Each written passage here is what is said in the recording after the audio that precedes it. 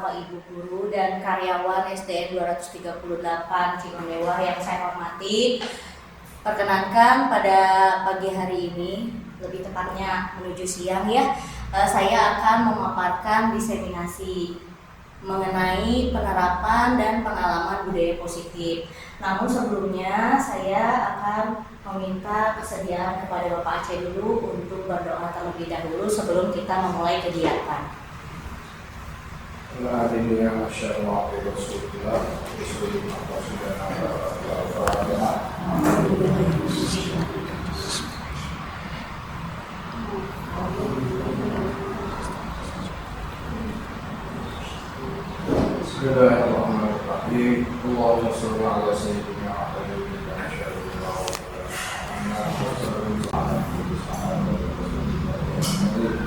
amin ya Allah.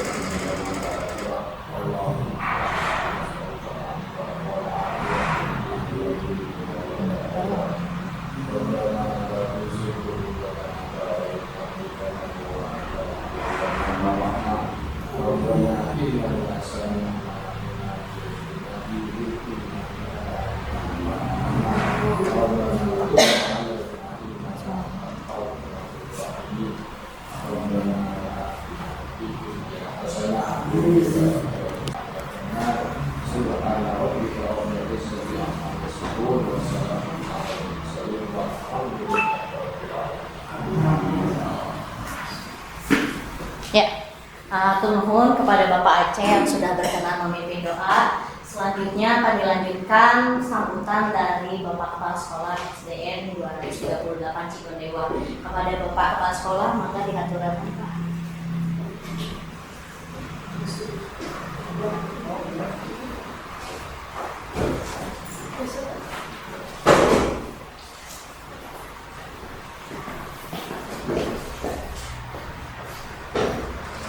Bismillahirrahmanirrahim. Assalamualaikum warahmatullahi wabarakatuh. Tak ada kata seindah bahasa, tak ada gambar secantik lukisan. Bapak sebagai kepala sekolah mengucapkan banyak terima kasih kepada rekan-rekan guru yang telah mau bekerja sama mendukung program guru penggerak. Kata Bapak tadi tidak akan banyak kata yang Bapak sampaikan. Bapak amanat kepada rekan guru semuanya, marilah kita simak bersama apa yang akan disampaikan oleh Ibu Nopi sebagai guru penggerak dengan tema budaya positif. Budaya positif itu yang bagaimana? Nanti kita minta penjelasannya dari Ibu Nopi. Itu aja mungkin yang sambutan dari Bapak. Wassalamualaikum warahmatullahi wabarakatuh. Waalaikumsalam.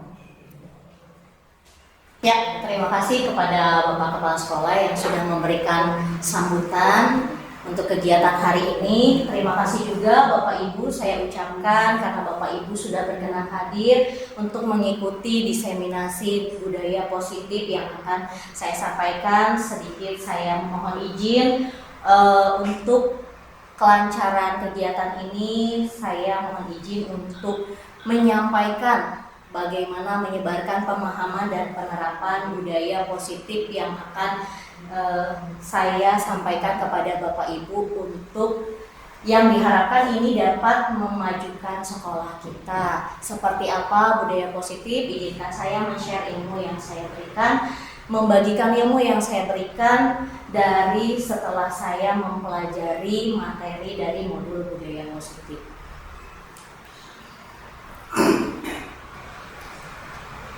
Ya, ini judulnya menyebarkan pemahaman dan penerapan pengalaman budaya positif. Di sini saya sebagai CGP Angkatan 11 dari SDN 238 Cigondewa. Nama saya Maria Immaculata Novianti dengan Bapak Kepala Sekolah saya, Bapak Edi Juhendi, dan Ibu Fasilitator saya adalah Ibu Sri Rahayu, dan pengajar praktis saya adalah Bapak Cahyudi Wahyudin. Budaya positif mungkin sesuatu hal yang masih asing atau bahkan ada yang sudah memahami tentang budaya positif. Jadi budaya positif di sini adalah perwujudan dari nilai-nilai atau keyakinan yang universal di sekolah. Jadi keyakinan, nilai-nilai universal, nilai-nilai umum ya yang ada di sekolah. Berikutnya, ini adalah konsep inti dari budaya positif yang akan saya sampaikan, di mana dari mulai perubahan paradigma belajar, kemudian apa itu disiplin positif, nilai-nilai kebajikan yang seperti apa, kebutuhan dasar manusia itu yang seperti apa, kemudian motivasi perilaku manusia, posisi kontrol guru, keyakinan kelas, dan ada istilah lagi segitiga restitusi. Untuk pembelajaran dengan paradigma baru, di sini merupakan pembelajaran yang disusun berdasarkan prinsip pembelajaran terdiferensiasi sehingga peserta didik belajar sesuai kebutuhannya. Jadi untuk pembelajaran terdiferensiasi ini maksudnya adalah anak itu belajar sesuai kebutuhan yang mereka butuhkan. Berdasarkan tahap perkembangannya, baik itu untuk kelas 1 sesuai tahap perkembangannya di fase A, fase B, dan fase C. Kemudian sesuai dengan teori psikologi modern untuk mewujudkan profil pelajar Pancasila. Di sini mungkin Bapak Ibu sudah tahu ya, untuk profil pelajar Pancasila itu ada apa saja mungkin Bapak Ibu? Yang pertama, berakhlak mulia. Kemudian yang kedua, berkebinekaan global. Yang ketiganya, gotong royong. Yang keempatnya, mandiri. Yang kelima, bernalar kritis. Yang keenamnya, kreatif. Ya, hebat sekali untuk Bapak Ibu. Tepuk tangan. Ya. Berikutnya, ini perubahan paradigma. Saya sudah siapkan di atas meja Bapak Ibu sebuah kertas lipat. Bapak Ibu boleh berpasangan dengan rekannya. Siapa yang mau memegang kertas lipat dengan tuliskan satu yang berharga menurut Bapak Ibu apa? Bagi diri Bapak Ibu, apakah misalnya keluarga, ataukah berlian, ataukah uang, ataukah apa? Boleh dituliskan. Lalu setelah dituliskan Bapak Ibu simpan di lengan. Lalu setelah itu nanti teman yang satunya itu tidak akan menuliskan tapi akan membujuk. Kira-kira sesuatu yang berharga itu diberikan atau tidak? Misalnya berharganya itu anak atau suami, kalau diminta rumah mau diberikan. Atau sesuatu yang berharga misalnya berlian atau rumah mewah atau sesuatu hal yang lain menurut Bapak Ibu itu memang berharga, silakan tuliskan, lalu genggam, lalu teman yang satunya akan membujuk. Mau dengan cara paksaan, cara halus, cara apapun sebagai sesama teman, bagaimana caranya? Kalau temannya memang mau memberikan, silakan berikan. Kalau tidak, silakan tetap pada pendiriannya. Jadi silakan saling merayu dengan temannya, boleh juga dengan temannya. Apapun caranya, silakan sebagai seorang pembujuk melakukan bujukannya, rayuannya, trik yang mengagumkannya kepada teman yang memegang sesuatu yang berharga tersebut. Bisa kita mulai? Ya, silakan menuliskan dulu. Kurang satu ya kertas lipatnya. Kurang satu kertas lipatnya. Ada satu. Ya. Mangga. Boleh. Silakan siap dimulai ya. Hitungan 3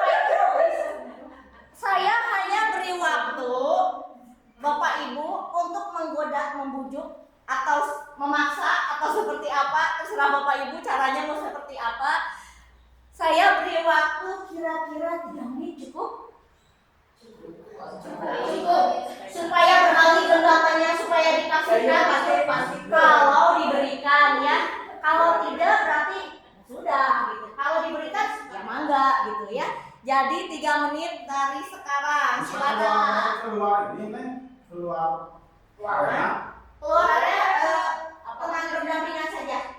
Oh gitu. Boleh, tapi kalau mau keluar area, kalau misalnya Ya mau berbeda orang boleh. Misalnya tidak yang dekat juga boleh, tapi kalau mau yang dekat enggak. Boleh, beda juga boleh. Yang mana yang nyaman ya boleh. Mau keluar area juga boleh. Silakan. Isi tulisannya justru kita nggak boleh tahu. Itu sesuatu yang berharga. Gimana caranya kita minta? Apa mau diberitahu dulu? Udah. Ya jangan diberitahu dulu ya. Harganya besar. Boleh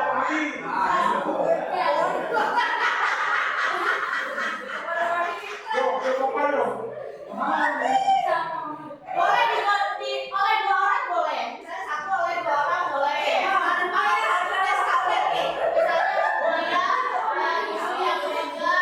Boleh. Siap ya? 3 menit. Mangga.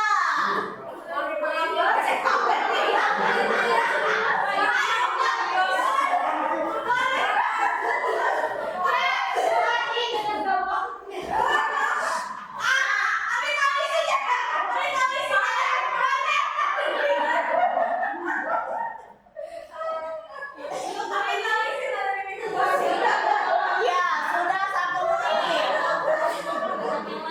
Silakan rayuannya, bujukannya.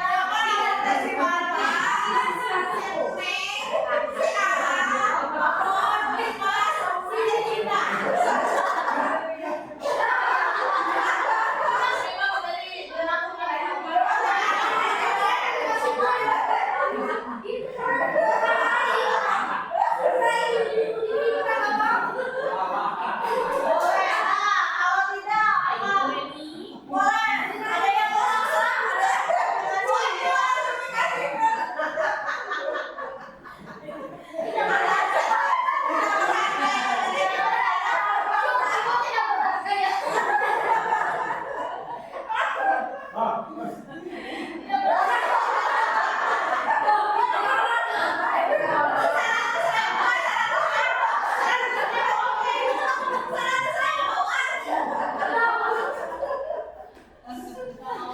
Tidak mau. Tetap bersikeras. Tidak mau ya? Tidak mau.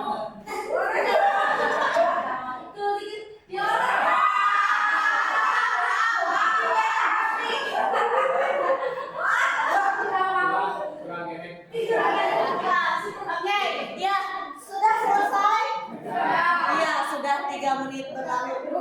Terima kasih Bapak Ibu. Ada yang sudah diberikan? Ada. Boleh dibacakan apa yang berharganya?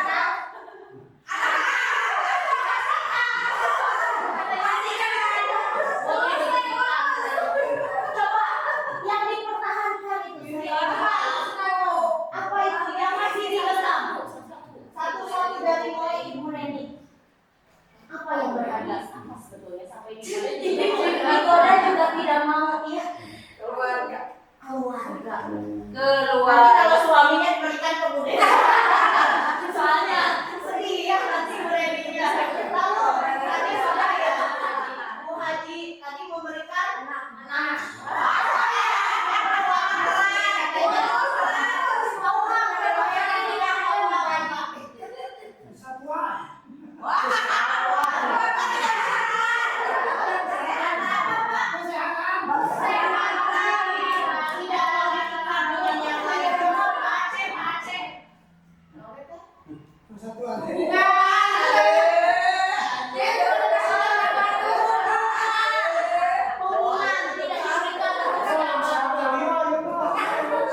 Ya beri tepuk tangan dulu untuk Bapak. Oh, satu lagi. Silakan.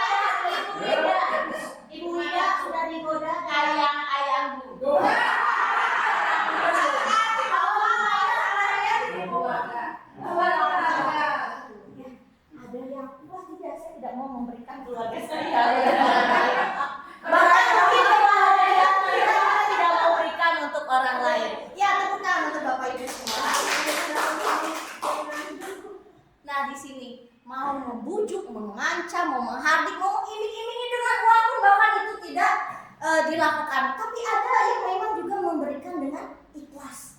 Silakan. Nah, apa pembelajaran dari perubahan paradigma ini? Ini dia Bapak Ibu, perubahan paradigmanya. Jadi kalaupun misalnya Bapak Ibu punya keyakinan, punya sesuatu yang berharga, kalaupun misalnya orang lain memaksa menyuruh Bapak Ibu ini A, B, C, D, tapi dalam hati kita ternyata kita tidak ingin, tidak mau melakukan sesuatu, tidak mau melakukan perubahan, tidak mau melakukan misalnya sesuatu yang memang ya sudah, saya sudah berada, saya sudah nyaman di sini, saya sudah nyaman dengan keluarga, saya sudah nyaman dengan orang-orang yang saya sayangi. Kalaupun misalnya dengan cara apapun dilakukan itu tidak akan berhasil. Jadi intinya tidak akan ada orang lain yang bisa mengontrol diri kita kecuali diri kita sendiri. Jadi pembelajaran untuk permainan tadi adalah bahwa tidak ada satupun yang dapat merubah atau mengontrol diri kita kecuali diri kita sendiri. Gitu. Nah, di sini pun untuk membangun budaya positif di sekolah pun perlu menyediakan lingkungan yang positif, aman, nyaman bagi peserta didik untuk mampu berpikir bahkan bertindak dan menciptakan suasana yang merdeka, mandiri dan bertanggung jawab, di mana anak ini mendapatkan kebahagiaannya sendiri.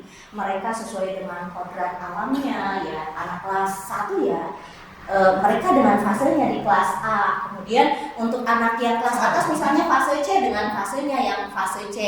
Berbeda tahap perkembangan dan berbeda juga perubahan zamannya. Apalagi anak-anak sekarang mungkin kalau diperhatikan itu sudah banyak yang mengenal TikTok, kemudian Instagram, bahkan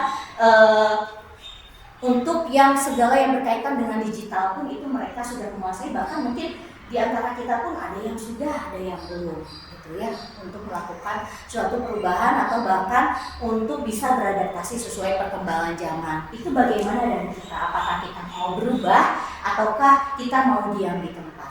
Ini kadang yang terjadi adalah miskonsepsi tentang teori kontrol. Bahkan kita sebagai guru atau sebagai orang tua, kadang di sini lebih tepatnya saya ilustrasikannya ke guru karena di sini kita sebagai guru berada dalam lingkungan sekolah. Kadang kita mengontrol murid.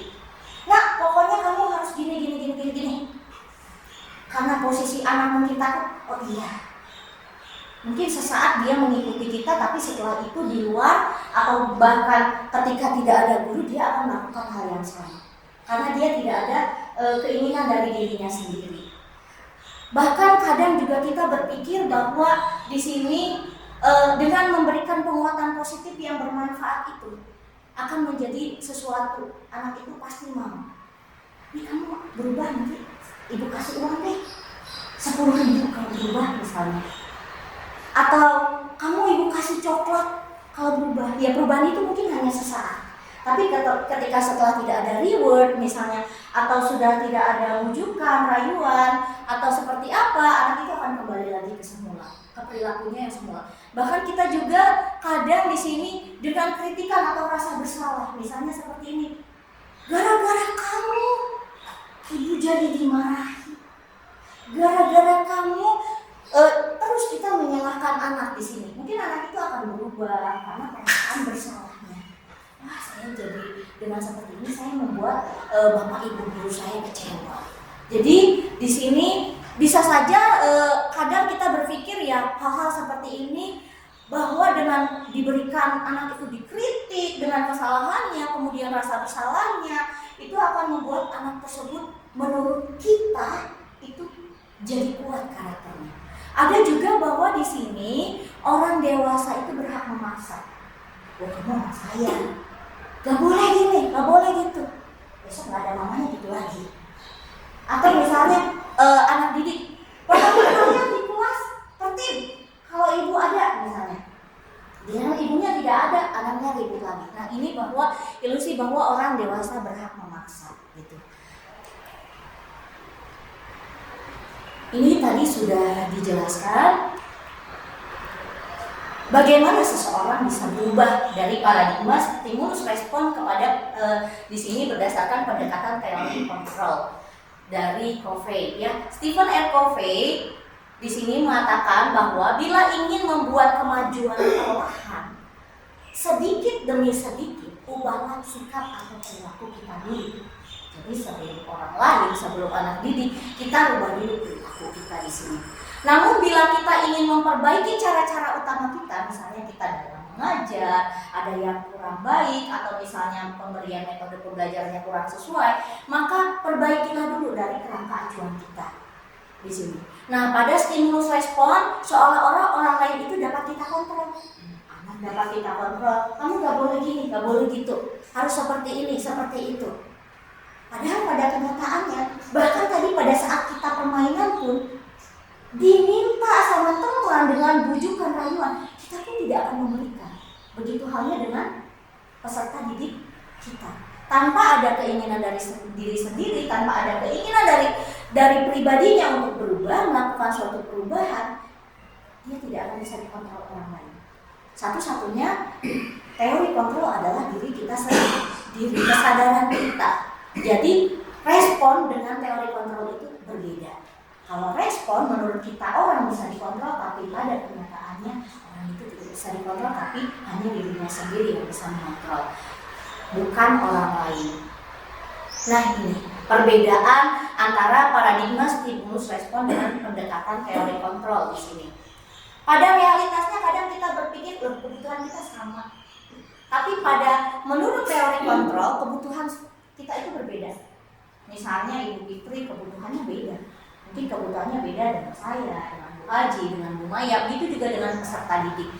Jadi peserta didik yang satu misalnya belum lancar di membaca, dia butuh untuk melancarkan bacanya, yang satu untuk pemahaman bacaannya.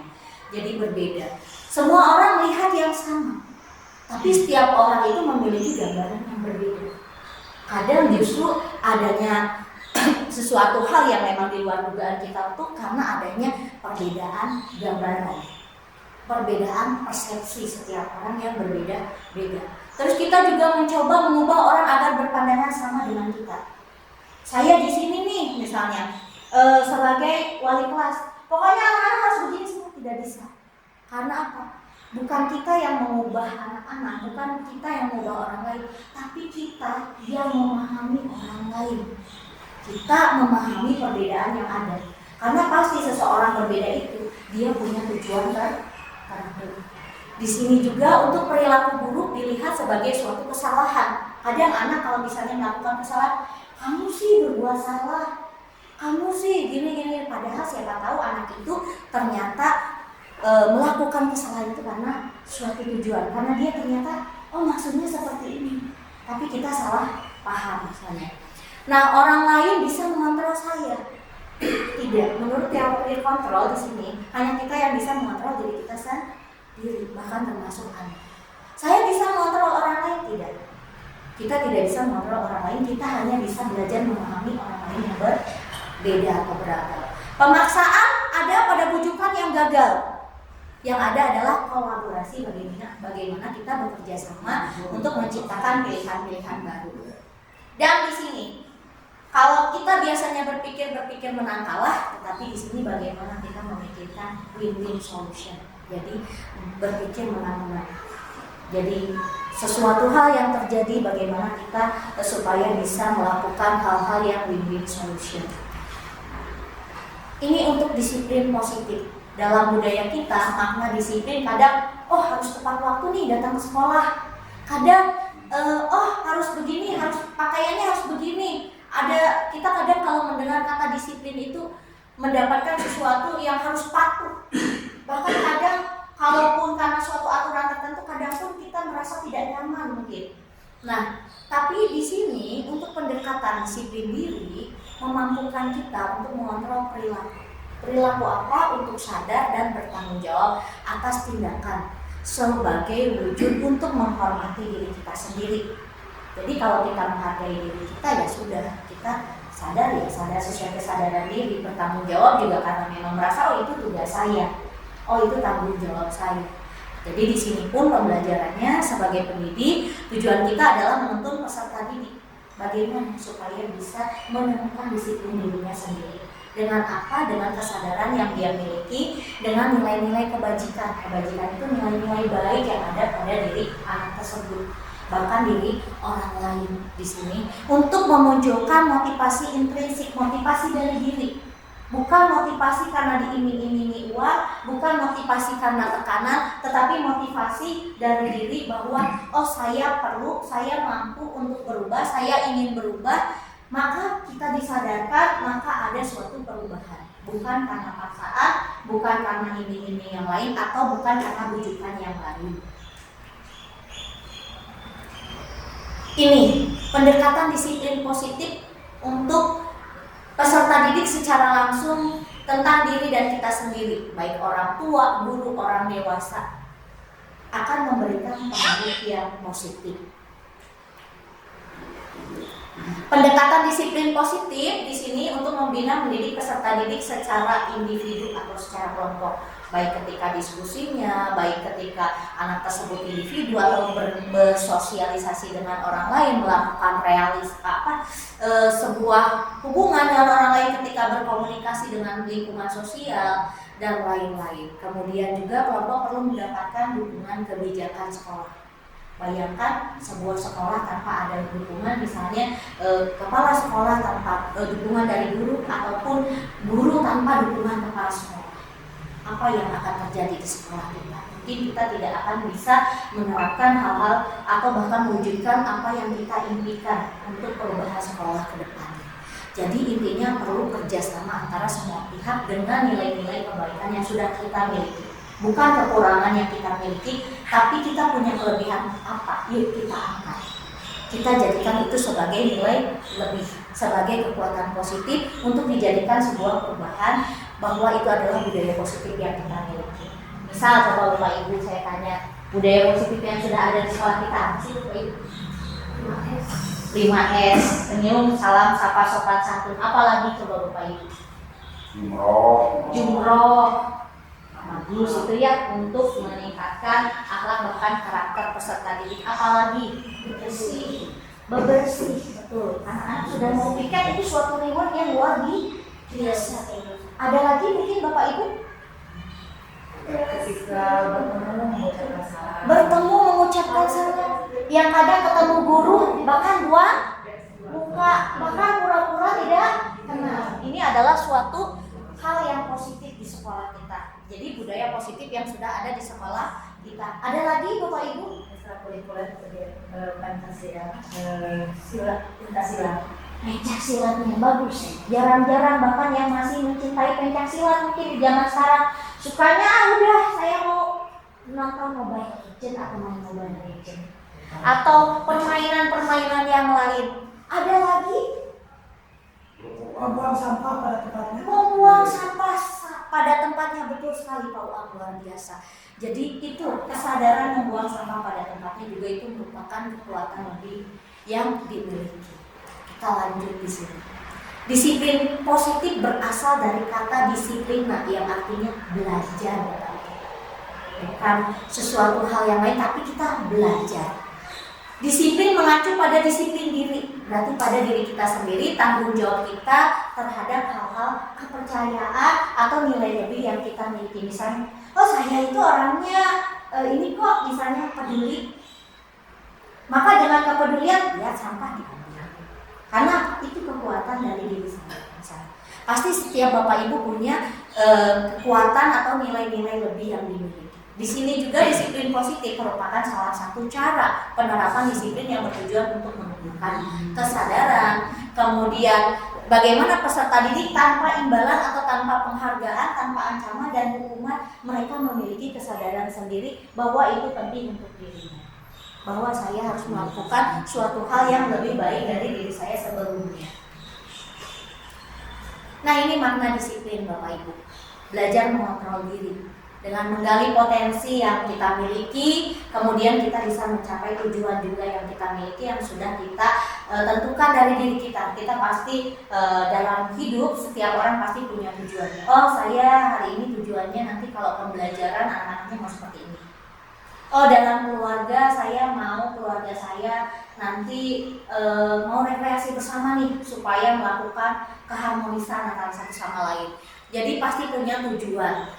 Menjadi seseorang yang kita inginkan berdasarkan nilai-nilai yang kita hargai. Di sini sebagai pendidik mewujudkan peserta didik yang memiliki disiplin diri, bagaimana mereka berperilaku mengacu pada nilai-nilai kebajikan yang mereka miliki, nilai-nilai universal yang mereka miliki berdasarkan motivasi diri, bukan dari eksternal ya di sini, untuk melakukan sebuah perubahan. Nah, ini contoh-contoh nilai kebajikan universal Bapak Ibu. Ada sifat-sifat positif manusia, tujuan yang bersikap nanti tujuan yang mulia. Kemudian nilai yang disepakati bersama, mungkin kalau di kelas lebih kepada keyakinan kelasnya yang sudah disepakati. Kemudian ada di sini nilai-nilai pada profil pelajar Pancasila, beriman bertakwa, kita sudah jumroh, anak-anaknya dimaksudkan sudah punya karakter yang baik, kemudian bagaimana menghargai orang lain, itu juga salah satu penerapan atau bahkan suatu hal real yang sudah ada dalam diri peserta didik kita, yaitu salah satunya nilai-nilai profil pelajar Pancasila, bergotong royong, kreatif, bernalar kritis, nah ini mandiri dan lain-lain. Ini nilai kebajikan institusi atau organisasi ya, sama. Kalau nilai-nilai profil pelajar Pancasila beriman bertakwa, maka untuk nilai-nilai yang lain tadi coba saya ini tanya dari diri masing-masing, kita sebutkan kelebihan nilai universal yang kita miliki dulu. Nilai yang kita miliki dulu. Misal, rasa hormat atau toleransi. Bapak Ibu mungkin bisa mengucapkan satu saja nilai yang sudah kita miliki dari nilai budaya. Apa budaya? Sifat yang positif ya? Iya, yang sudah budaya miliki. Nilai universalnya. Universal, mungkin ramah. Ramah. Iya. Iya, sudah. Ada sertifikatnya ya.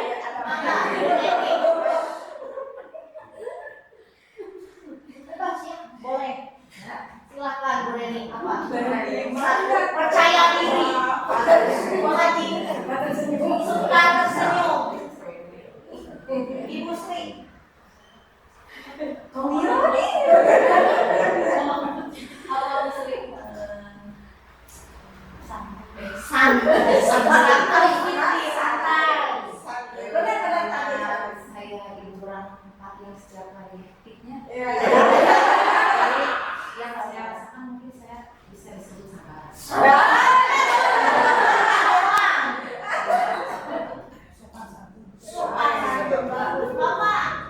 Bapak mah tanggung jawab. Tanggung jawab luar biasa Pak Cek. Pemaaf paling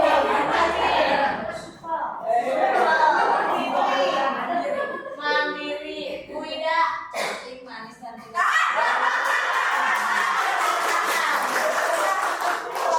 Ini Bapak Ibu, kelebihan nilai universal yang sudah dimiliki oleh masing-masing. Nah, ini tadi ya. Keterampilan hidup pun pasti punya berbeda-beda dalam beradaptasi ya. Baik itu dapat dipercaya, mungkin kita dapat dipercaya jadi orang itu curhat sama kita misalnya ya. Terus juga tidak merendahkan orang lain juga itu merupakan nilai keterampilan hidup. Dan juga adalah memberikan yang terbaik dari diri kita sendiri untuk orang lain juga itu keterampilan hidup. Kemudian berikutnya di sini ada kebutuhan dasar. Ternyata Bapak Ibu kita punya beberapa kebutuhan dasar. Sebagai apa kebutuhan dasar itu? Segala sesuatu yang kita lakukan untuk mendapatkan apa yang kita inginkan. Kita mau apa nih? Kita punya kebutuhan dulu. Seluruh tindakan yang kita lakukan memiliki tujuan tertentu dan semua usaha terbaik yang kita lakukan adalah dalam rangka kebutuhan dasar kita terpenuhi. Kita bekerja untuk apa coba Bapak Ibu? Uang itu untuk kebutuhan dasar. Oh, ini mewarnai kebutuhan dulu gitu. Oke, bagus. Mengisi waktu. Ada yang memenuhi kebutuhan hidup. Ya, bagus. Kebutuhan dasar ya. Biar nggak gampang. Mengisi untuk ilmu-ilmu yang nanti bermanfaat buat peserta didik ya. Ini 5 kebutuhan dasar Bapak Ibu. Ada yang bertahan hidup berarti. Mungkin anak-anak yang kadang sering kita perhatikan dia mencari uang, bagaimana caranya, ada yang ngamen untuk bertahan hidup, mungkin memenuhi kebutuhan hidupnya. Kemudian ada anak mungkin di kelas kita yang merampas makanan temannya karena lapar, mungkin ada hal yang seperti itu berarti untuk bertahan hidup kebutuhan yang dibutuhkannya. Lalu kasih sayang dan rasa diterima, merasa sendiri, merasa terabaikan, maka butuh disayangi. Akhirnya apa? Anak-anak caper, cari perhatian. Gurunya sedang sedia, tiba-tiba lempar kertas. Padahal apa? Ingin diperhatikan, ingin disayangi. Dengan ditegur mungkin dia merasa, oh saya disayang, oh saya masih diperhatikan. Terus penguasaan, ada orang, wah saya ini prestasinya bagus, pokoknya ingin jadi juara, misalnya juara borangan, ingin jadi juara, misalnya bapak ibu gurunya jadi juara guru berprestasi mungkin. Nah itu berarti penguasaan terhadap sesuatu, kebutuhannya. Kemudian ada sebagai kebebasan. Aduh di rumah ngurus anak lagi misalnya. Kapan healingnya? Kapan refreshingnya? Kapan nontonnya? Butuh kebebasan, butuh main. Nah, mencoba hal-hal yang baru. Bapak ibu guru ngasih tugasnya, kenapa bikin emailnya suruh nulis? Padahal kan aku inginnya emailnya langsung lewat email, dikirim misal. Berarti butuh kebebasan. Dia butuh untuk sebuah pilihan. Mau milih apa nih? Ya serahkan ke anak gitu. Tapi dengan penilaian juga yang memang sudah dipertimbangkan. Oh nanti kalau seperti ini, nanti penilaiannya seperti apa. Termasuk kita pun dalam hidup. Aduh bosan nih, jenuh. Banyak ini, banyak itu, butuh kebebasan. Kebebasan yang seperti apa ya? Kebebasan yang masih terkendali. Kemudian kesenangan. Mau humor, mau tertawa, ada nih kadang bapak ibu sering melawak depan temannya, hahaha gitu, kesenangan ya. Karena apa? Mungkin saja seperti saya pernah mencari tahu satu anak, kenapa sih kamu suka melawak depan teman-teman? Soalnya bu, bapak ibu saya itu kerja semua bu, saya nggak ada yang ngajak ngobrol bu. Jadi karena dia butuh kesenangan, dia melawak depan teman-teman. Itu ya.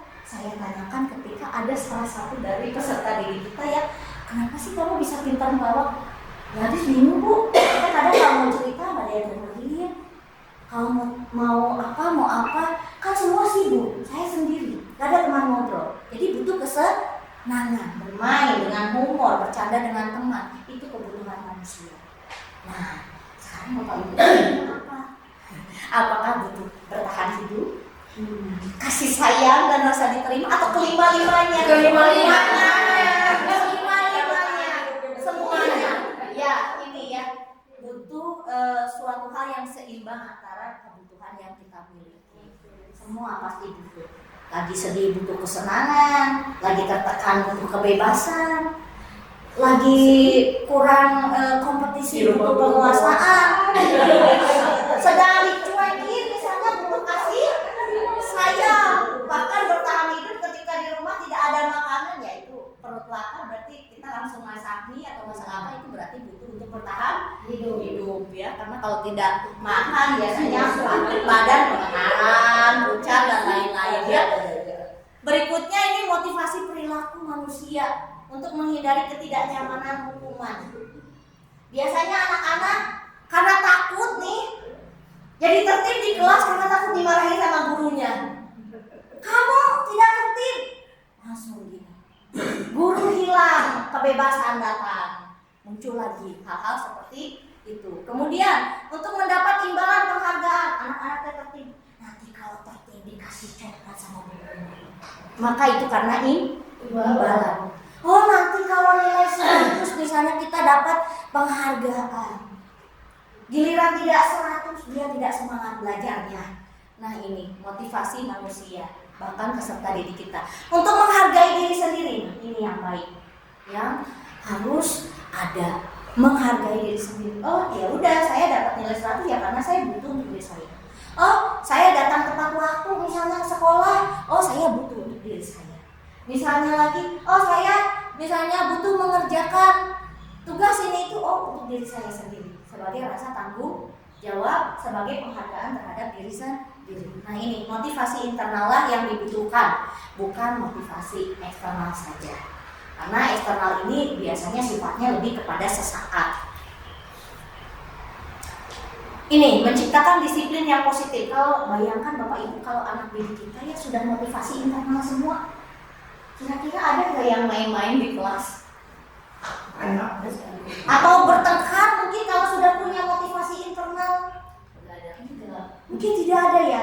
Nah ini mungkin yang jadi PR kita ya. Tidak akan cepat, tapi butuh waktu memang yang perlahan, tapi pasti dan berkelanjutan. Nah, merdeka itu artinya tidak hanya lepas dari perintah, akan tetapi juga cakap dalam membuat perintah untuk diri sendiri. Keyakinan kelas, apa ya? Kata-katanya harus keyakinan kelas, bukan peraturan kelas. Mengapa coba Bapak Ibu? Supaya bertumbuh dari kesadaran dalam diri sendiri. Supaya bertumbuh kesadaran dari diri sendiri. Kalau kita diberi aturan berarti belum ada kesadarannya. Yang ikut aja, Pasti yang namanya pasrah aja, suka tidak suka ya ikuti gitu ya. Ada lagi yang berbeda, mengapa? Kenapa kalau membuat itu harus keyakinan kelas, bukan peraturan kelas? Ya, pokoknya kalian tidak boleh bawa HP ke sekolah. Kan harus langsung sudah peraturan. Kenapa harus keyakinan tadi? Adanya kesadaran dari diri sendiri, kata Bu Delia. Bagus, Bu Delia. Beri tepuk tangan. Ya. Jadi adanya keyakinan itu terbentuk karena kesadaran, kalau peraturan itu belum tentu kita sadar. Ya. Nah, ini mengapa kita memiliki peraturan 3M waktu pandemi Covid? Pakai masker, cuci tangan, jaga jarak. Bapak Ibu masih ingat waktu kita merasakan 3M? Iya. Yang pakai masker, yang tidak betul. Iya. Makanya Bapak Ibu itu tergantung keyakinan diri kita sendiri. Saya mau sehat, saya tidak mau terkena, ya saya pakai masker. Kalau saya kuat, saya merasa tidak butuh masker, jelas dong, biasa aja. Nah itu pilihan. Gimana kesadaran dari diri sendiri. Terus kita mengapa memiliki peraturan harus menggunakan helm Bapak Ibu? Pakai helm semua, kita sudah dibuat aturan kan sama pemerintah? Pakai helm semua. Enggak ada. Ada deket kaci gerah kudu di helm betul. Macakan dia kalau ledek sana. Padahal tujuannya pakai helm nggak apa Bapak Ibu. Keselamatan, butuh selamat pakai helm nggak butuh ya sudah. Berdoa saja supaya selamat. Mengapa memiliki peraturan itu harus datang tepat waktu? Misalnya ke sekolah.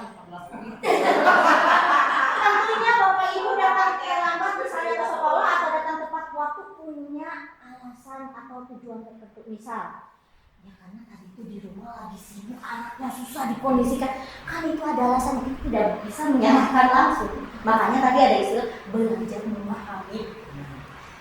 Tapi kita juga harus bertanggung jawab.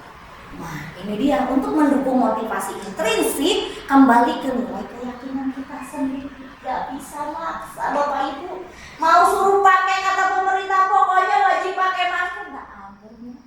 Yang tidak pakai masker tidak pakai masker, yang tidak pakai helm tidak pakai helm. Jadi tergantung pada keyakinan sendiri. Apakah mau jadi pribadi yang seperti apa? Nah ini membuat keyakinan kelas lebih abstrak dari peraturan. Ada yang masih membuat keyakinan kelas dilarang makan di kelas, ada kata dilarang.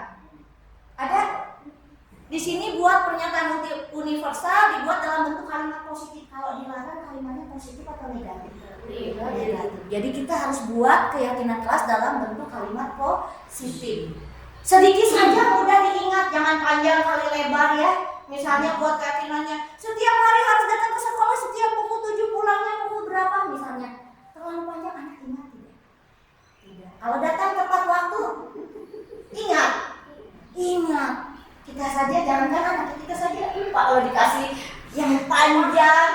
Bahkan peraturan, mungkin peraturan yang kalau kita lihat itu panjang baru dicatat, panjangan, lewat. Kalau yang singkat tapi menarik, diskon, langsung dong mata kita diburu ya. Padahal cuma singkat tapi itu menarik. Peraturan kelas, jadi keyakinan kelas pun harus dibuat semenarik mungkin, sesingkat mungkin, yang mudah diingat. Kemudian berikutnya sesuai dengan kondisi kelas dan sekolah dan semua warga dilibatkan saat membuat. Jadi bukan guru yang menentukan dilarang bawa HP, dilarang makan di kelas, tapi ditanyakan ke anak, coba dari pengalaman sebelumnya, ada kejadian apa saja? Apa yang mau kita perbaiki? Nah, nanti anak mulai mengutarakan pendapat-pendapatnya. Lanjut di sini menentukan keyakinan dari peraturan berikut. Misalnya selalu kembalikan buku ke tempatnya. Langsung aja tanggung jawab. Dilarang mengganggu orang lain. Dilarang itu negatif, langsung menghormati orang lain. Hadir di sekolah 15 menit sebelum pembelajaran dimulai. Langsung saja menghormati orang lain. Menghormati orang lain berarti menghargai waktu mereka juga untuk belajar. Berkomitmen juga. Dilarang melakukan kekerasan, langsung aja keselamatan atau menghormati orang lain dan sebagainya. Di sini ada kesehatan, ada juga keamanan dan lain-lain. Berikutnya di sini hukuman, konsekuensi dan restitusi. Berbeda Bapak Ibu. Kalau hukuman ini biasanya tidak terencana. Tidak terencana lalu tiba-tiba. Pokoknya kamu datang ke sekolah karena kamu terlambat keliling lapangan 20 kali. Bersifat satu arah, biasanya berupa hukuman fisik. Kalau konsekuensi terencana, misalnya gini, kalau kamu datang terlambat ke sekolah 5 menit, maka pulang kamu lebih 5 menit. Atau misalnya kalau jam PJOK, oh karena kamu terlambat PJOK 5 menit, maka kamu pemanasan dulu 5 menit sebagai gantinya. Nah, itu lebih kepada konsekuensi. Jadi berkaitan kalau konsekuensi itu.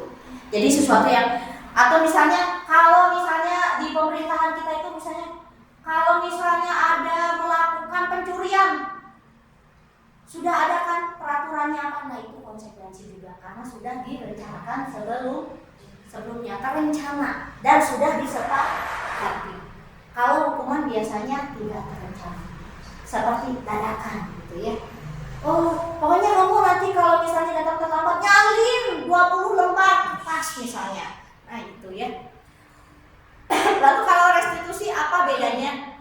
Kalau hukuman tidak terencana, konsekuensi itu terencana dan sudah disepakati, dan itu memang memberikan murid itu, meskipun murid tetap dibuat tidak nyaman, tapi murid jadi merasa bertanggung jawab.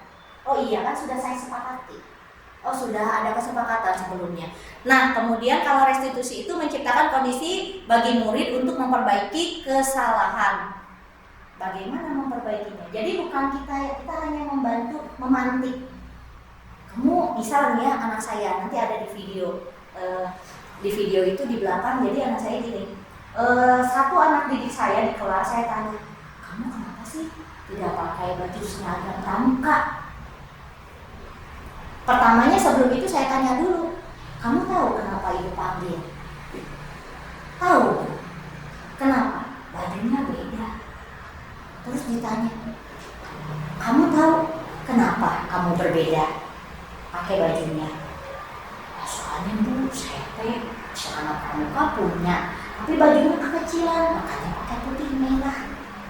Oh ternyata anak itu melakukan sebuah kesalahan, melakukan sebuah pelanggaran, mereka punya alasannya. Oh ada penyebabnya. Ini yang tidak bisa langsung kita salahkan. Makanya kita harus tanya dulu pada anak kita. Lalu bagaimana untuk memperbaiki supaya kamu nanti bisa seperti yang lain? Beli, ada uangnya? Belum. Gimana? Nabung. Berapa uang jajannya sehari? 5.000. Kamu mau nabung berapa? Bukan kita yang menentukan. 2.000. Yakin kamu nggak kurang jajannya? Enggak, cukup 3.000. Mau nabung 2.000? Iya. Ya udah, nanti ibu berikan celengan. Jadi kamu bisa nabung ke situ. Akhirnya anak tersebut punya rasa tanggung jawab sendiri. Meskipun ya pasti aja ada di kelasnya tidak akan langsung sempurna. Namanya juga kita juga baru mencoba, gitu ya. Mencoba melakukan sebuah perubahan. Ini, alhamdulillah anak tersebut sudah ada keinginan dan terakhir diperhatikan itu sudah pakai baju pramuka. Nah, kemudian yang ini 5 posisi kontrol guru. Kita guru yang seperti apa? Atau kalau orang tua yang seperti apa? Apakah yang memberi hukuman? Apakah pembuat rasa bersalah? Posisi teman, pemantau atau manajer? Kalau manajer berarti yang seperti tadi, melakukan restitusi terlebih dahulu, tanya dulu ke anaknya, dengarkan jawaban anaknya, tanya mau ada perubahan apa, maka itu sebagai manajer. Kalau sebagai, jujur sebelumnya saya sebagai teman, Bapak Ibu kalau anak, jadi anak-anak juga kamu bantu rame, Bu, aku gini, kemarin aku ini, bla bla bla bla, segala ceritanya. Mungkin kadang kalau kita lagi pusing, kita juga lagi pusing. Tapi kita tidak boleh menunjukkan rasa pusing kita. Udah kamu jangan cerita, nanti anaknya aku mau cerita lagi. Nah, setelah saya juga belajar seperti ini, oh iya saya harus belajar jadi manajer. Sebelumnya saya juga sebagai teman, jadi karena sebagai teman anaknya deketin gitu. Jadi kita apa-apa cerita sekecil apapun sampai parfum, mau beli kerudung samaan, mau apa cerita gitu ya. Terus kita lanjutkan. Nah, ini contoh kasus. Misalnya kalau ada anak saat upacara tidak memakai atribut lengkap, apa mau dihukum? Hormat pada bendera sejam, misalnya. Atau mau menjadi pembuat merasa bersalah. Berapa kali ibu harus bilang sama kamu, kamu itu sudah mengecewakan ibu karena tidak pakai atribut tidak lengkap. Itu tipe-tipe guru yang membuat anak merasa bersalah. Ada lagi di sini sebagai teman. Ayo dong ikuti aturan, tolong bantu ibu. Iya, sebagai teman sudah tidak apa-apa, lain kali jangan berbuat seperti itu lagi ya. Atau sebagai pemantau, kamu sudah melanggar peraturan sekolah, kamu tahu kan konsekuensinya. Misalnya, apakah sebagai pemantau atau sebagai manajer? Apakah kamu tahu kesalahan kamu? Kira-kira bagaimana kamu memperbaiki kesalahan kamu? Ini sebagai manajer. Seperti apa aku? Silahkan direnungkan dalam hati masing-masing.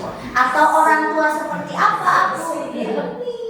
Nah, lalu setelah Bapak renungkan dalam hati, mungkin pas saya mengerem pas ngajar hati. Nah, lalu kalau udah tahu saya seperti apa, langkah apa sih yang mau dilakukan untuk melakukan perubahan? Nah, ada yang namanya restitusi. Segitiga restitusi itu suatu proses dialog Bapak Ibu yang dijalankan antara guru dengan peserta didiknya secara mandiri dan bertanggung jawab. Guru berupaya menerapkan segitiga restitusi dengan menciptakan kondisi yang mengajarkan peserta didik untuk mandiri mencari solusi sendiri. Jadi kita hanya bertanya, memantik. Biarkan dia berpikir sendiri untuk mengatasi permasalahannya. Apakah anak kita sudah untuk mengatasi masalahnya lalu bersikap bijak? Nah, di sini guru bertindak sebagai manajer. Restitusi itu ada menstabilkan identitas. Misal ada seperti ini. Ya udah, gak apa-apa. Setiap orang pernah berbuat salah. Kalau kamu hari ini berbuat salah tidak apa.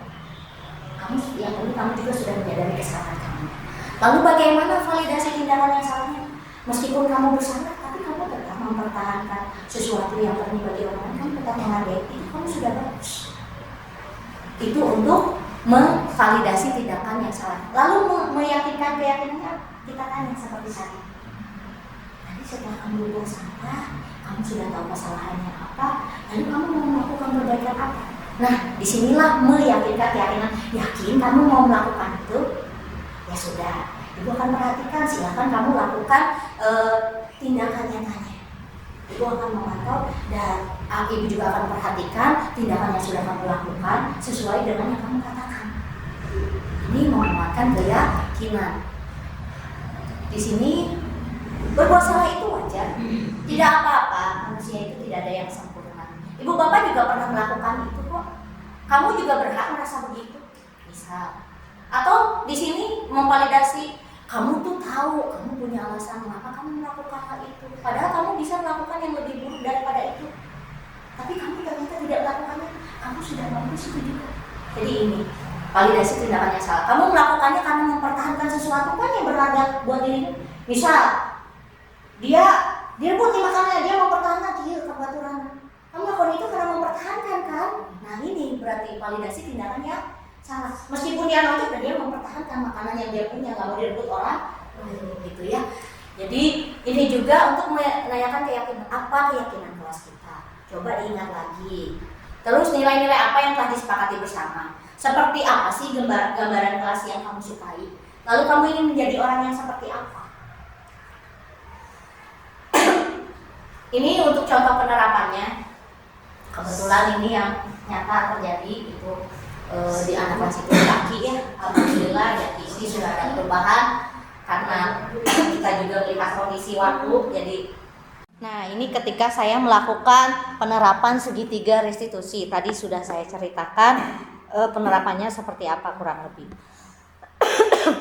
Nah, untuk penutupnya, jadi dalam penerapan program disiplin positif ini, hendaknya kita memiliki standar pribadi kita dulu.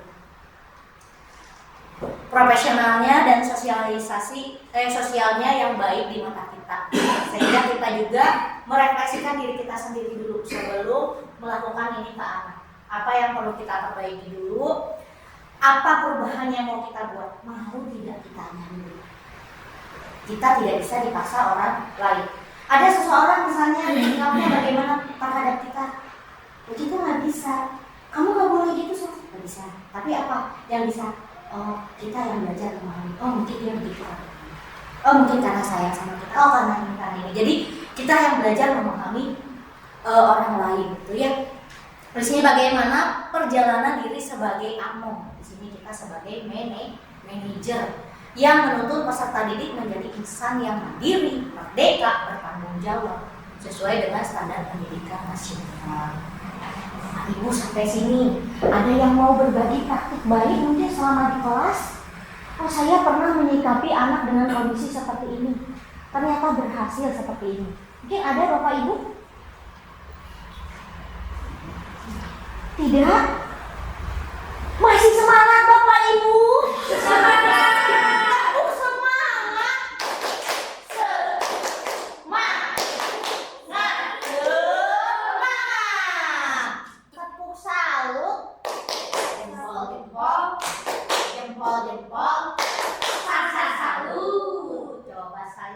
Tepuk salut, jempol,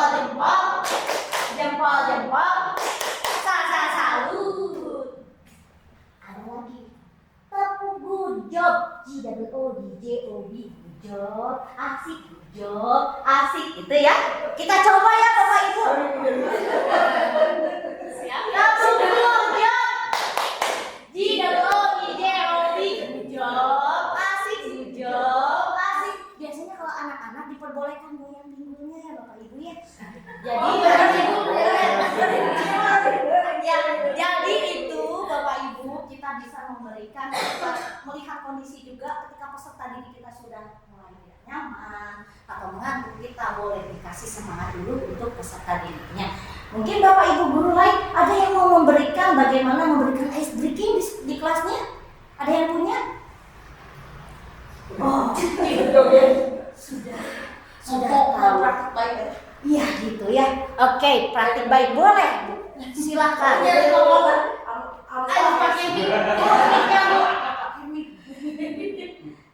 Jadi gimana Bu? Supaya berbagi, jadi kita juga tahu ya apa yang harus kita lakukan. Hal-hal yang baik yang bisa memberikan ilmu baru juga buat kita. Mangga Ibu Ida. Beri tepuk tangan dulu Bapak Ibu.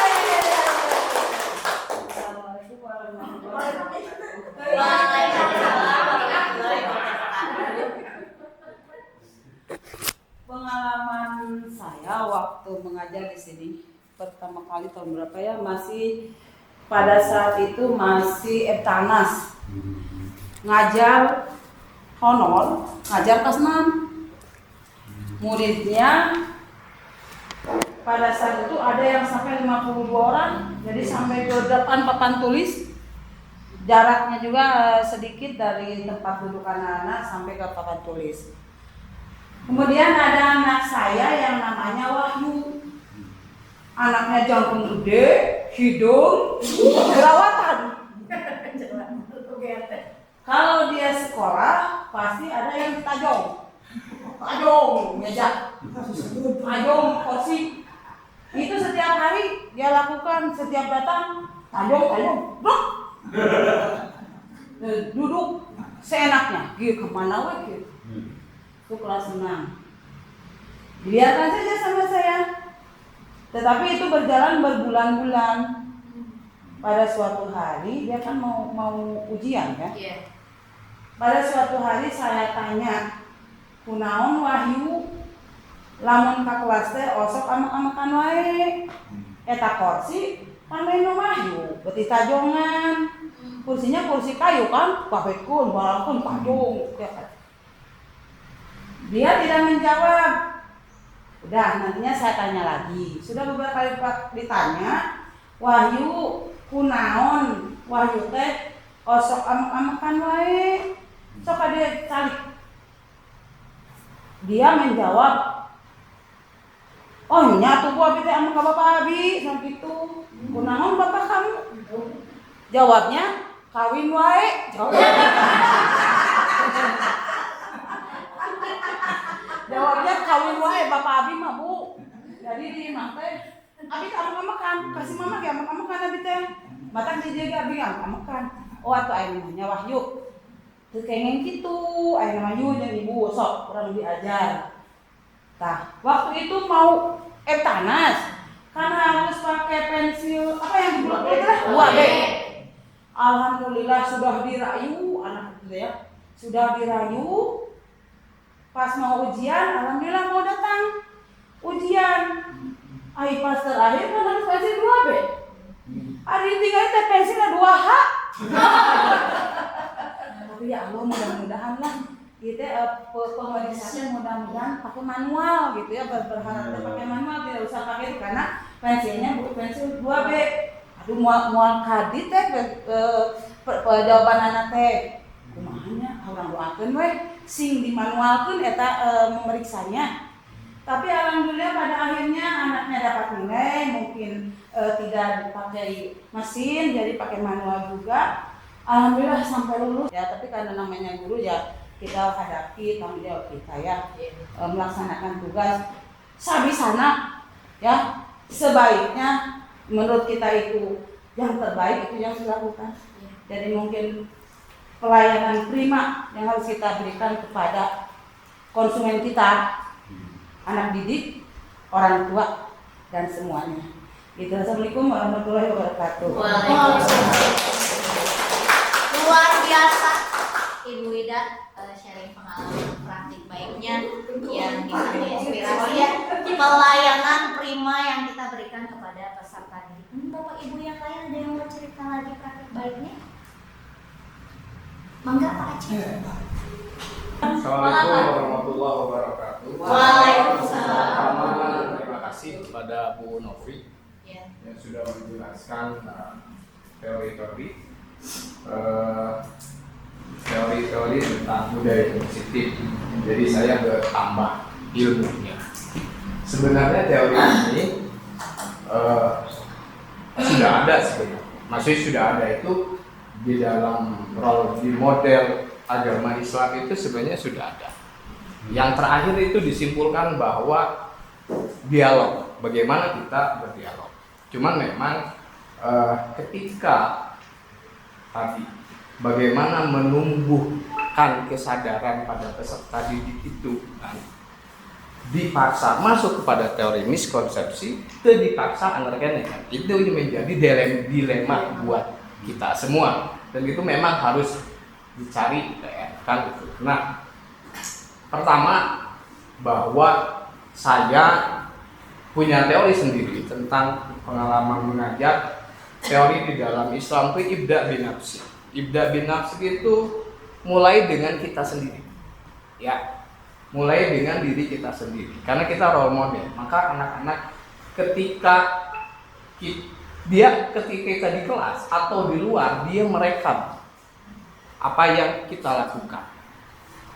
Yang kedua, itu saya yakin bahwa setiap kelas semuanya itu berbeda-beda.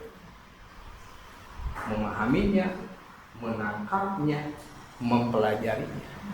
Maka teori konsep kata Nabi khatabun nas biqadri uqulihim. Ajarkan yang nanti akhirnya akan berdialog. Ajarkan manusia itu sesuai dengan kemampuannya.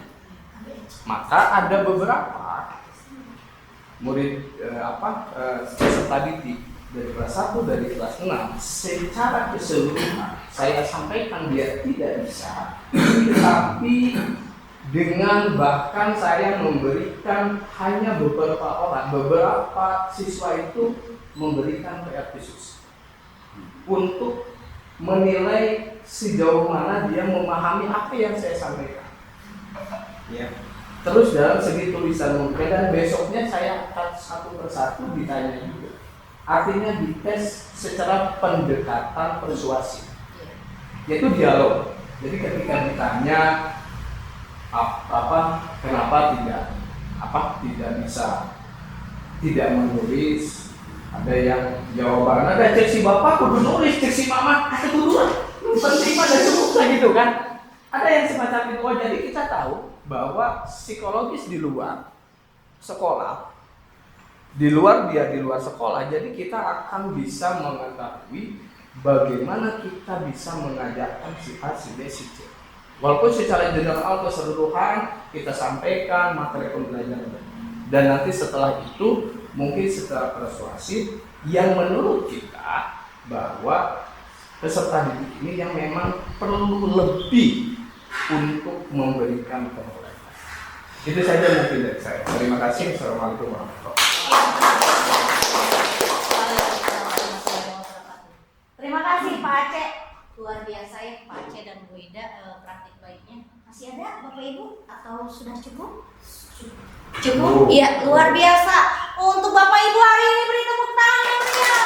Luar biasa sekali Bapak Ibu. Ya.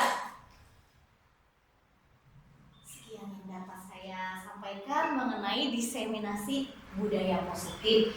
Saya harapkan dengan adanya diseminasi ini sedikitnya kita punya gambaran yang berbeda. Kita menambah ilmunya dan kita mulai merenungi, oh iya ya, saya mau melakukan perubahan apa ya nanti untuk diri saya, mau seperti apa.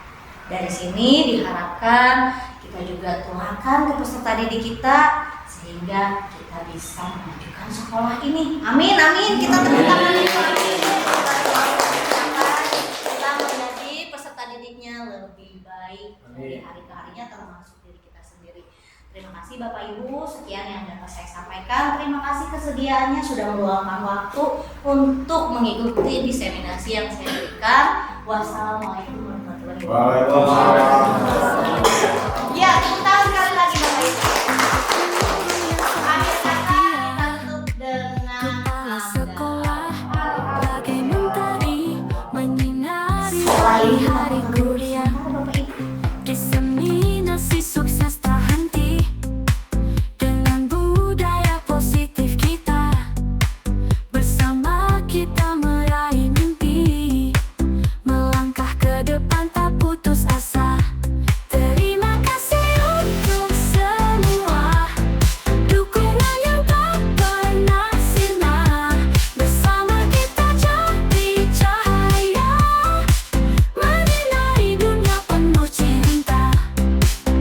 Terima kasih tanda hati suci untuk guru yang selalu setia. Kepala sekolah bagai mentari, menyinari hari-hari kuliah. Diseminasi sukses tak henti dengan budaya positif kita.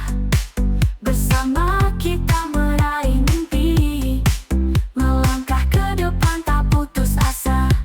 Terima kasih untuk semua dukungan yang tak pernah sirna. Bersama kita jadi cahaya, menyinari dunia penuh cinta. Setiap langkah begitu berarti, dengan semangat kalian di sini menjadi api yang takkan padam, menyala terang di setiap malam. Guru dan kepala sekolah kita menanamkan nilai-nilai mulia, bersama membangun anak bangsa dengan cinta dan rasa percaya. Terima kasih untuk semua dukungan yang tak pernah sirna. Bersama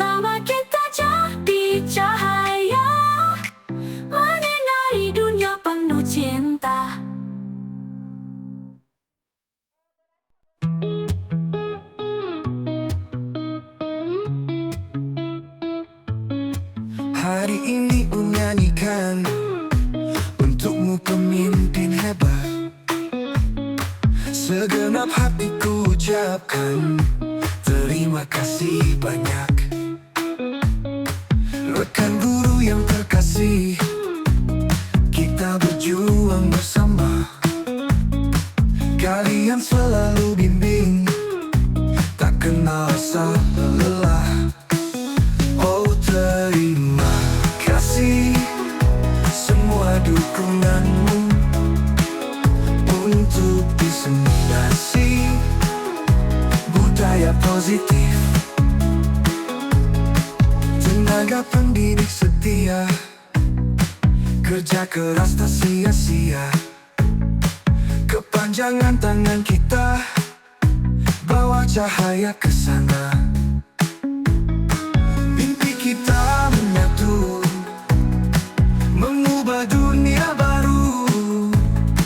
Dengan setiap langkahmu, kita maju satu persatu.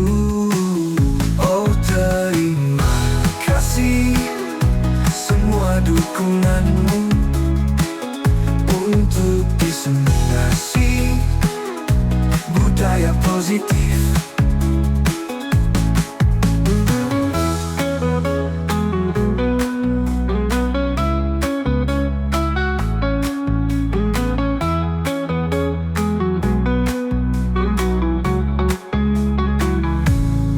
Mimpi kita menyatu, mengubah dunia baru.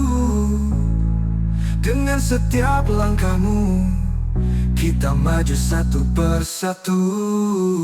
Oh terima kasih semua dukunganmu